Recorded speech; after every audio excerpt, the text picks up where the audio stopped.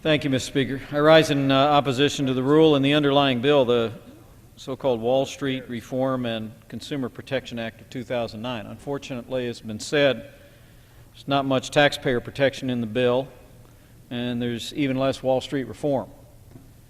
Now, I see this bill as nothing more than a permanent bailout and a job killer. But I must say I relish the opportunity to rise in the immediate aftermath of the formidable debating skills of the chairman of this committee, who I respect, both personally and as a colleague. But I respectfully differ with him on this bailout, as I did on the bailout that he authored last year during the Bush administration. I'd be pleased to yield.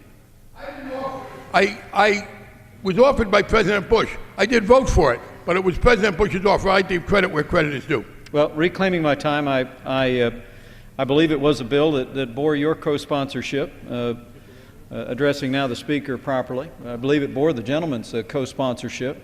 I opposed the Wall Street bailout last fall, and I oppose this Wall Street bailout today. The truth is, the American people that are looking in tonight have really got to be astounded that Washington, D.C., in response to these extraordinary economic times, is now launching and making permanent the policies of bailouts that millions of Americans have rejected over the last year. After more than a year of the federal government's heavy-handed intervention in our financial services industry, this bill continues to take the country in the wrong direction. More government, more bailouts.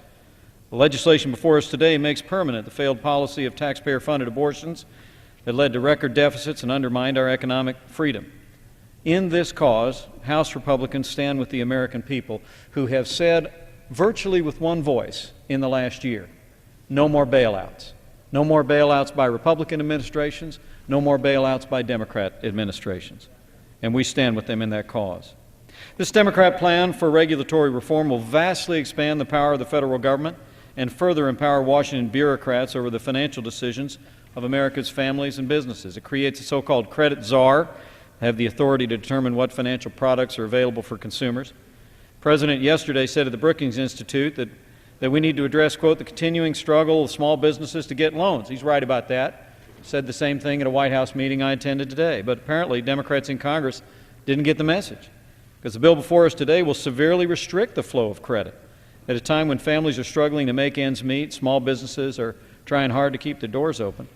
I say with respect to my Democrat colleagues and to the President, American small business doesn't want a handout. They want the federal government to get out of their way.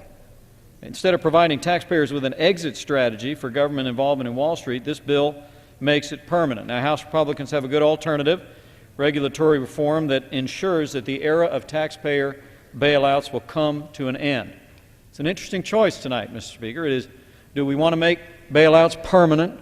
Or do we want to set our nation on a path of ending the era of bailouts once and for all? I urge support of the Republican alternative and opposition to this rule in this bill, which is really the Wall Street Bailout and Protection Act, rightly understood, and yield back.